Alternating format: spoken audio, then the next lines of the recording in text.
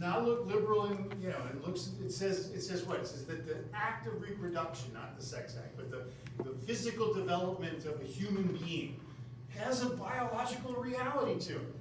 And in ruling 7-2, they say, here's what we know based on modern science, that there are trimesters. It takes 9 months to gestate a human being. Some of you, if you're like the average American subset, about a quarter, maybe about 20% of this class was probably premature, a little bit premature, right? Which means that that third trimester, which we'll get to in a second. But in that first trimester, this first 3 months, right? Most of the time, at least my wife and I are, you have no clue that you're pregnant, right? You go, oh, well, I feel a little bit different, et cetera, et cetera. In the first 3 months, what you have developing in the human body is an embryo. And I used to do this in my classes all the time. I pull out a crisp $20 bill, and I did it for years. And I never lost my 20 because I would say, okay, we're gonna have a little bet, right? Who can draw the quickest what I'm about to say? And I would say, embryo. And I'd put a little dot on the board and stop, right? Did you draw an embryo? Because I just did, right?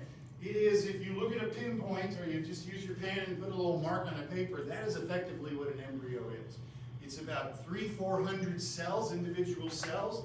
It's kind of a ball of protoplasm. It has all the genetic material that is going to make you and me, but it is no way, shape, or form a human being. Right? It may have, quote unquote, a heartbeat, but so does many of these kinds of organisms. Right? You would not be able to distinguish it if you were looking microscopically within the placenta and seeing this kind of product. What the Supreme Court says is that there's no, if that thing was going to be delivered, there's no force on earth that is going to allow that to come to term. Most pregnancies, say about a quarter of pregnancies, are going to naturally abort. Right? So if you're an anti-abortionist, you got to talk to God, because 25% of these human beings are going to never make it past 90 days of the gestation period of time. And oh, by the way, if you get to heaven, just watch where you sit, because there's going to be like 25% of it is going to be little protoplasms like that. What the Supreme Court says is that there's nothing that we can do one way or the other about this, that a woman has a right. There's no logical argument that you can make to someone that says you have a right to tell you what to do with someone else's body. All right? By the second trimester, the Supreme Court is going to say, yeah, it's possible to regulate. What you've got now is an embryo. And at about 3 months, it's about the size of your pinky nail, right? By the end of the second trimester, it's about the size of your pinky, right? You look at it, it's really hard to distinguish it from any other mammal. Did you know when you were gestating at that point in time that you had gills? I used to have gills. First question I'm going to ask to God before he sends me to purgatory for 1 billion years, right? Where the hell did my gills go? Why'd you take away my gills? We had gill slits, right? We had tails. You look at embryos, human embryos, that's what they got.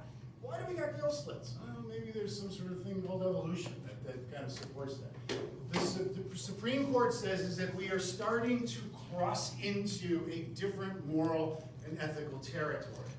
And it is possible for states to begin to regulate what a fetus is going to do. It has to be compared to the health and care and ability of the mother first and foremost. Right? And again, hopefully you guys haven't gone through this yet. If you have, it is a distinct process. My wife and I had 2 children. She had to bear them both. She's a relatively small woman. Both of my sons are very, my size. There were real questions in terms of what it meant to her health. And by the time we get to the third stage, that becomes more important. Things like preeclampsia, et cetera, are going to begin to influence the decision that we have in terms of bringing both. Now, we were lucky. Both of our boys came to term, and she was healthy. Neither of them were preemies. They were like, they wouldn't come out, right? If you knew my kids, you'd know what I'm talking about. They're just going to stay in my room the rest of the day. The Supreme Court says, in essence, that you have to take into consideration maternal health. By the time you get to the third trimester, by the time you get to a premature, it hasn't reached full term, what you're dealing with now are fetuses that literally are viable outside the womb. Medical technology makes it possible. You have less than a pound babies that can now survive into this. And what the Supreme Court says is that in this case, it is possible by this point in time to see that here is a physical human being who, through society's modern marvels, is capable of surviving. A state can say, no, you will not have an abortion after this point in time. This distinction does something which current society doesn't seem to be all that interested in, and that is dealing with the real medical science involved in pregnancy, right? Of saying, in essence, that this is a process, a biological process, like maturization, like, all the things that human beings kind of go through. The pro-life argument of volatility, that in essence, that human beings begin at conception, raises all kinds of ethical questions, right? In terms of whether and if, what should happen to the 25% of embryos that don't make it 6 weeks, right? Should we be extracting these if these are human beings? Should we be forcing women who are, kind of seen as pregnant to go in and have these embryos, these little blobs of protoplasm removed? Because that's the logical conclusion to this, is that the state can tell you what to do with your body, then why can't they do that? Notice as well that there is zero legislation here that has to deal with men. Zero, none, not any, right? No genetic testing, no, Viagra, all that kind of stuff, right? So this question is going to begin to expose this idea of cultural values interfering with, in essence, kind of ideological values of conservatism and liberalism. All of this is going to produce, so you've got youth culture, you've got identity politics, I should say. A third unintended consequence is a growing backlash against the 60s. We are still fighting it today. The 60s will not die, right? It won't, right? Much as we try to pay, pound the stake through the heart. The tricky part of this is that you can be both at the same time. There is no clear cut. You can look and say, hey, listen, I agree to civil liberties, I agree to civil rights legislation, I agree to environmental legislation, but I'm losing my job. And there's something wrong with the steel industry, and I'm going to be, someone somewhere needs to, you can support these kinds of things, but still feel as if you're being left behind because of the economic shifts that are going on. You can look and say Vietnam is the wrong war at the wrong time, but I'm not burning a flag, right? So the cultural stuff becomes much more important when driving through here. Politicians are going to exploit this, and we're going to see this very clearly, starting with Richard Nixon. Is the ability to polarize the American society. Again, with mass media, social media, etc., it becomes so much easier. Because most of us, myself included, if you are on social media, I got a Twitter account, right? And I'm on Twitter. The people I follow are like me, right? It's like when you live in a neighborhood, most of the people in the neighborhood are like you. You begin to self-select, and suddenly you're in this bubble, you're in this environment where everyone agrees on all these basic values. Politicians enjoy that. They are able to look and say, this is how I'm going to appeal to this demographic. They show up to the polls, right? What are some of these backlash events? Well, the biggest one is going to be in Susan Faludi's book, which is the same one I got here. It's probably the best one again, is this notion of women losing their femininity, women somehow being told that they should be like men, right? Dramatic effect. The largest exponents of this are going to be men, working class, or undereducated, not college educated, but are going to make arguments in essence that women have lost their ability to be feminine, or however we want to describe it. This is Faludi's at the very beginning of her book, which she's writing. We'll see in the chapters that follow, the afflictions ascribed to feminisms are all myths. From the, quote, man shortage to the infertility epidemic to female burnout to toxic daycare moving forward. Women themselves don't single out the women's movement as the source of their misery. To the contrary, and this was in 1987, the national survey says 75 to 95% women credit the feminist campaigns with improving their lives, and a similar proportion say that women's movement should keep pushing forward, right? So when you ask women about women, right, what you get is, yeah, we want to be treated equal, we want to have legal protections, we want to have control over our own property, right? When you ask men about women, all of this is brought up. Right? By the time we get to the 1980s and 1990s, and this phrase frigid lesbian is one I want. Rush Limbaugh once, feminists are frigid lesbians.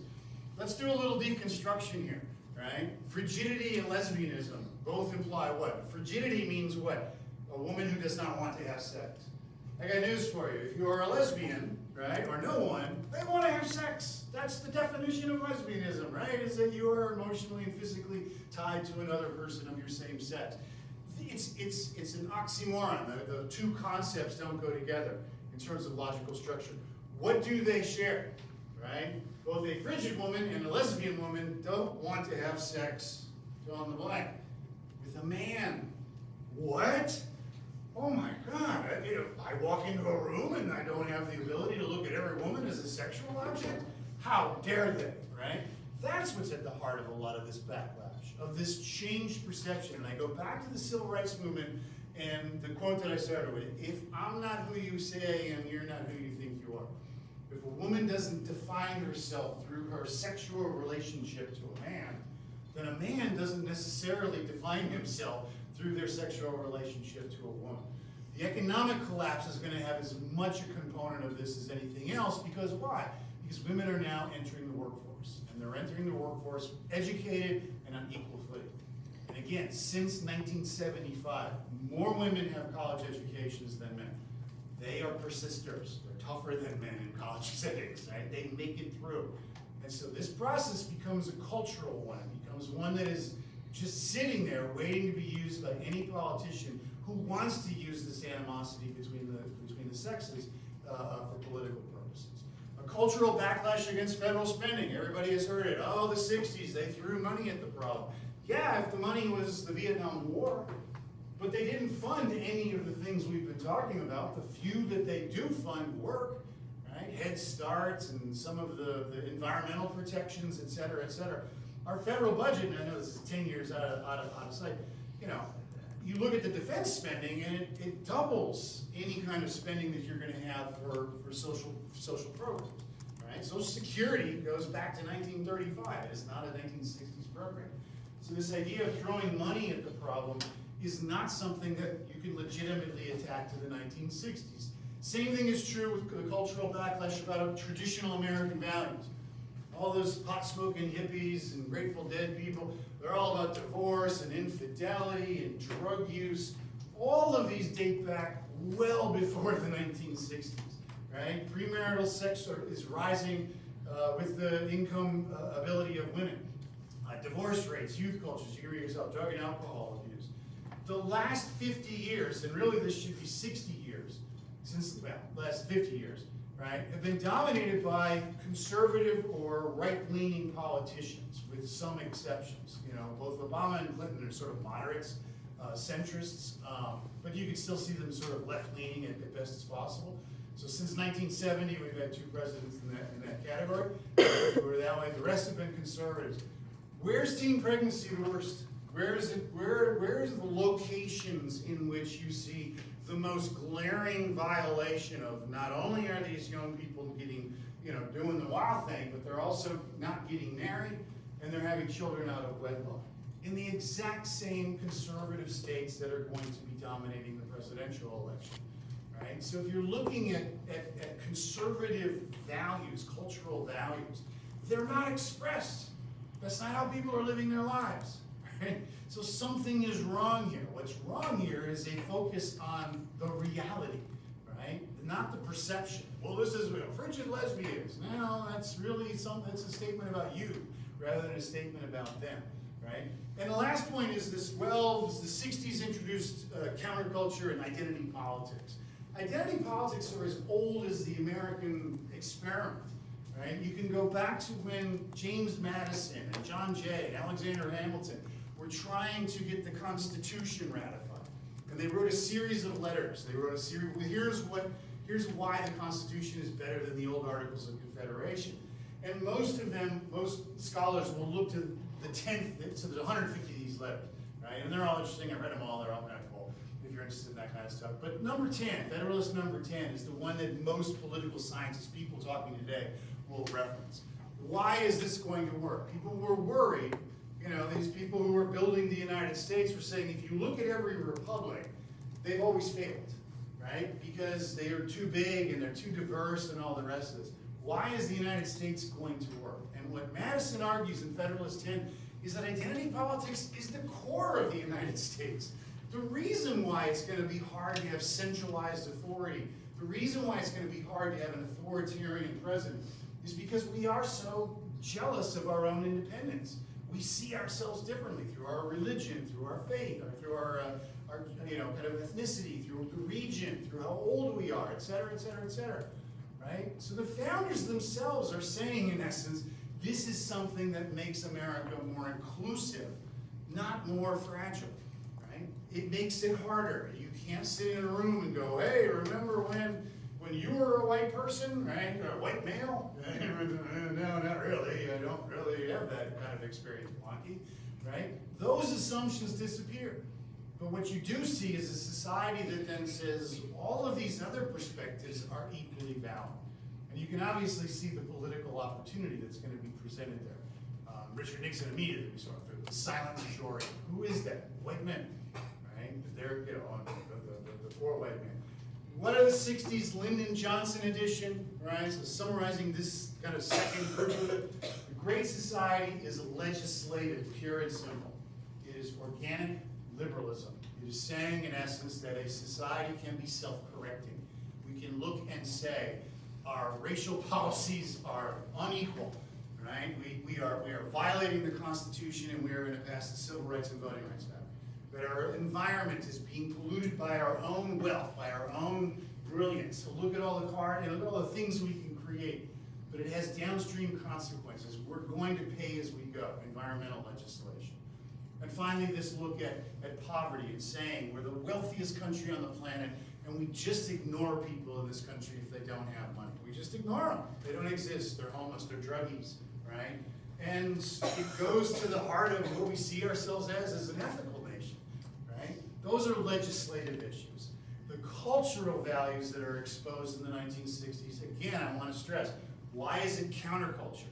Because it's countering this 1950s argument that says we're all the same. We're all equally the same. We all have the same background. We're all starting at the same point. That is not true. It never has been true.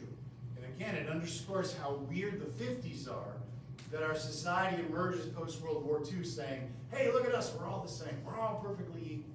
When we know we're not. And we know that there's differences there. So in many regards, the 60s is a snapback to what Americans traditionally have been, but it is going to provide very visual evidence that suddenly women, people of color, immigrants, the poor, are now part of the conversation of what's good for America, right? What's good for America in the old days was what's good for General Motors, what's good for the employed white male. That is not the be-all and end-all of understanding America following the 1960s, right? And lastly, as a part of this is that the Democratic Party collapses under this assault.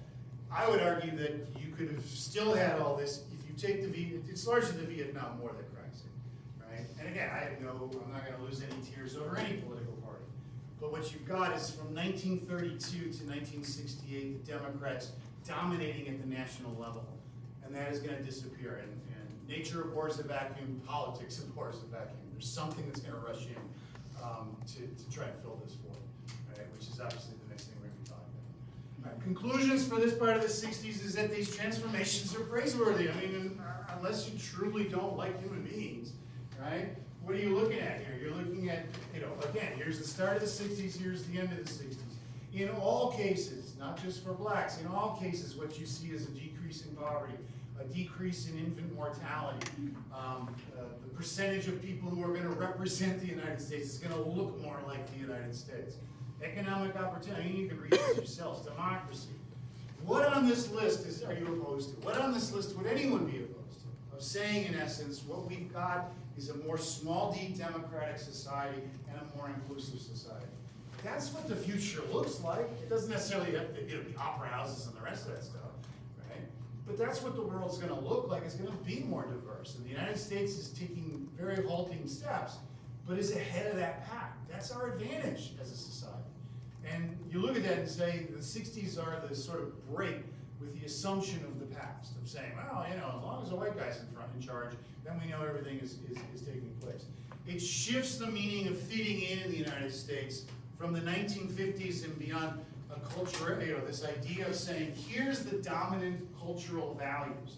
You should be Christian, you should be native born, you should be blah, blah, blah. And to say, there's nothing in the Constitution that says any of that. right? There's nothing in the Constitution. What the Constitution says is that we are committed to making sure every citizen has the protection of their life, liberty, and pursuit of happiness. And it has nothing to do with those cultural values. That's hard to do. But again, as a historian, it's ironic, as a historian, I'm pointing forward saying, not backwards, saying that's the direction that the world is going in, and we've been kind of doing this heavy lifting, successfully and unsuccessfully, now since the 1960s. Those old assumptions are going to, in essence, rely on how does Lyndon Johnson make that change legislatively? By relying on things that we've talked about in the previous part of the course.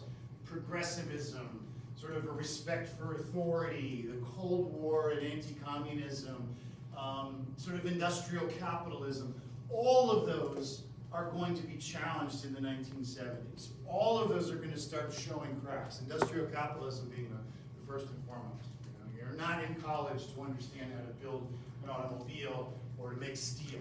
Industrialization is no longer the driving force of our economy, right? So that transformation undermines this idea that says, well, the economy's going to take care of me. I'm going to play by the rules, go to work hard, you have a pension, all those kinds of things. These others are going to erode very quickly. Again, you had two major recessions, and things are going to get nasty quick. And lastly, and again, I'm not here to advocate for the legacy of Lyndon Johnson.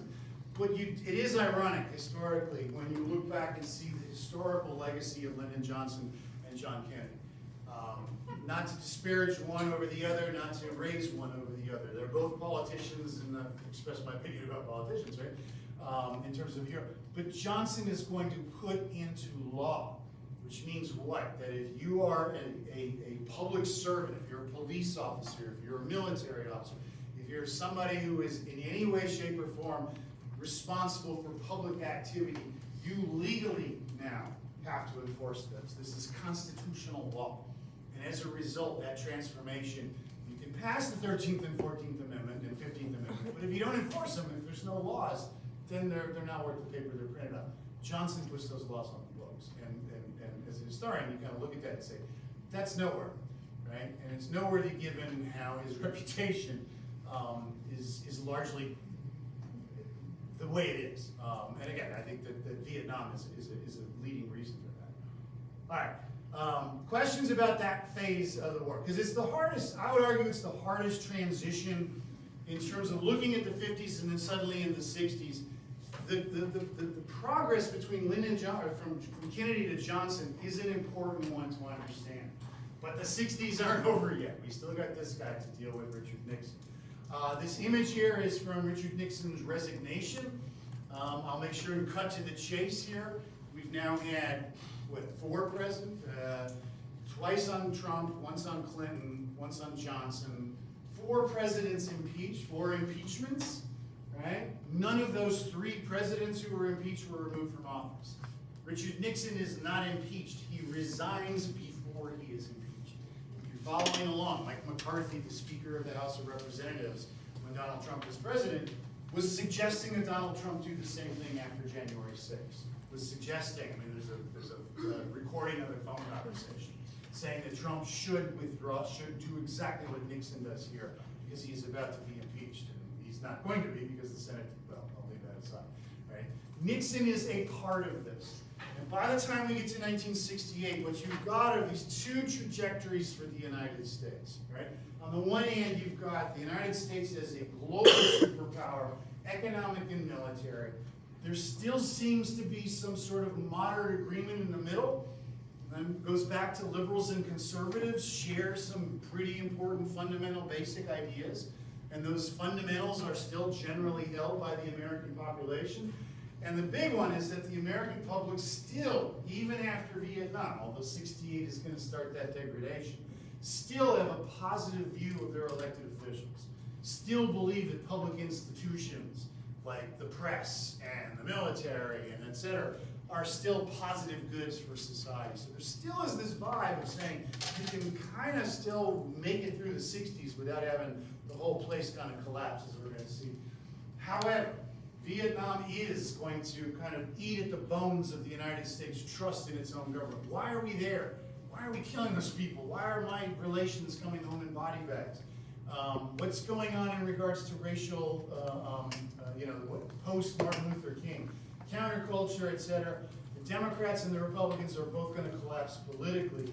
And again, I use these images because you can look and say 1969 is best described by this amazing engineering feat, which is done with a computer that is probably less powerful than what you've got in a calculator. Not probably, it is. Or the fact that we're so divided that we're actually shooting college students on campus because of these cultural values. What direction is the United States going to turn? In 1968 is sort of this period of time where you look back historically and can kind of see these two possibilities. We know where it ends, right? And that is that we take the darker of the two paths. We, in essence, see the division in the United States become institutionalized.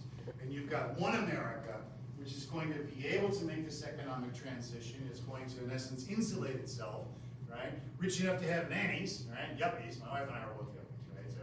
So not in action, right? I didn't have my collars up and what have you. But we were both two income, no kids back in the 80s, right?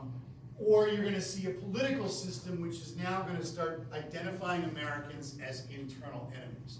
That they're not Americans. They don't just have different values. They don't just like cheer for the Green Bay Packers, but they're enemies. They're evil. They're child molesters. They're go down the line, right? And the rhetoric has gotten even more and more acerbic. And again, it's connected to social media. That's the direction America is going to take.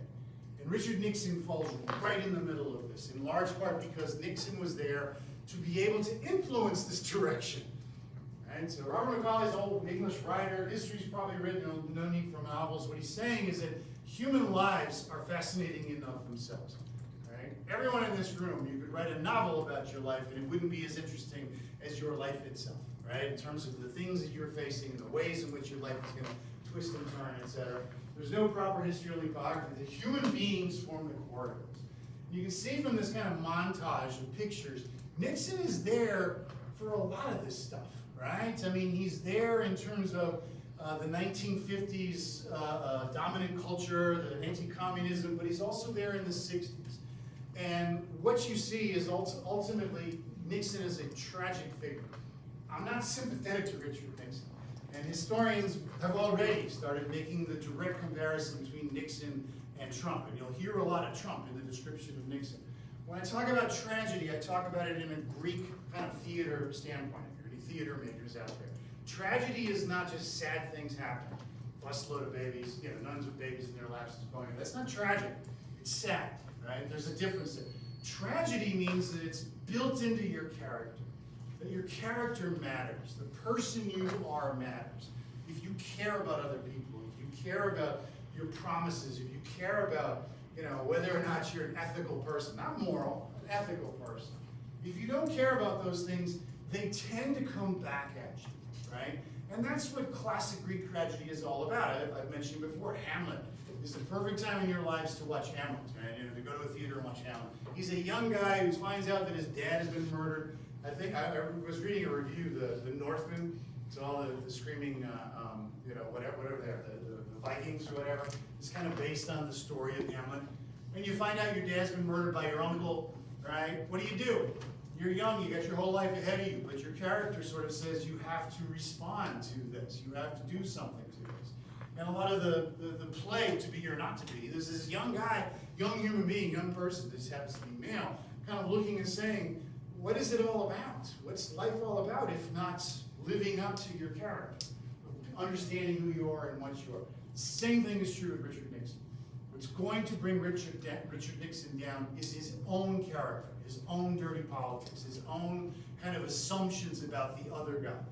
He doesn't look at Americans as being allies and sharing values. He looks at America as being a political demographic that he can get 50% of. Classic politician, right? And he doesn't care about the damage he does. He doesn't care about the arguments that he's making. When we get to this picture right here, he creates a war on drugs, goes after marijuana and heroin use. Why? Because hippies smoke weed and people of color in inner cities are using heroin. He politicizes this and makes them the bad guys, right? Not the fact that people are going to use stimulants and intoxicants and all kinds of stuff in a variety of legal fashions, right? How about, prescription drugs, or how about alcohol? Oh, those are okay, right? What about something growing in the field? No, never mind, right? 420's over, so I'll leave that narrative to another day. Nixon, however, when you start this narrative, he is arguably one of the most sympathetic politicians you're going to see come out of American society. If you've noticed, John Kennedy, Lyndon Johnson, not Johnson so much, but certainly John Kennedy, the Roosevelts, etc. These are rich people. Our political system, oh, look at Donald Trump gets $1 million when he's a kid, and we're going to, he's a real hard working. Richard Nixon is as much of a working class president as you will ever see, right? His dad, he's born in California, so he's a real Californian, a conservative Californian. He is smart enough to go, he gets grades that are good enough to get him into Harvard University. His family can't afford it. He can't pay for the amount of money it's going to take to live there. He gets a scholarship to go to Harvard. But you gotta live, you gotta have food, you gotta have ramen noodles, right? Whatever. And he can't afford it. He goes to his local university, his local TMUCC or local University of Texas El Paso, and he gets a great education. Some people will look at that and say, like Lincoln, these were the burdens that I carried, and I'm going to recognize that other people have these burdens. Nixon begins to put a chip on his shoulder and say, that lucky son of a bitch John Kennedy didn't have to do anything other than have his dad write a check. That lucky son of a bitch, and Nixon, I'm cleaning up his language, the most foul-mouthed president we've had, well, since the last one, in terms of the Oval Office. So there's this element of his language which kind of captures that sense of bitterness. As he's growing up, what you see is an intelligent young man who has a real difficult time. His father's an alcoholic, his mother is extremely religious, enforcing these kind of religious views that this is right, this is wrong. The only two young men that he's close to are his brothers. His youngest brother dies when Richard Nixon is 14. His oldest brother dies when Richard Nixon is 18. Right? So his two closest friends are going to die. As he's entering puberty, the stage of kind of sexualization and kind of becoming, wait a minute, all of a sudden I'm seeing myself. And as he's leaving that late stage, so at these critical moments of his life, he loses those kinds of aspects. He is going to be class president. He's smart. He's articulate. He is all the politician. Again, he wants to go to law school. He can't go to the top Ivy Leagues because he didn't go to an undergraduate Ivy League school. He goes to Duke University. Duke's a fine university. Texas A&M, University of Texas Austin, et cetera, et cetera. But in the 1930s, it's not the elites.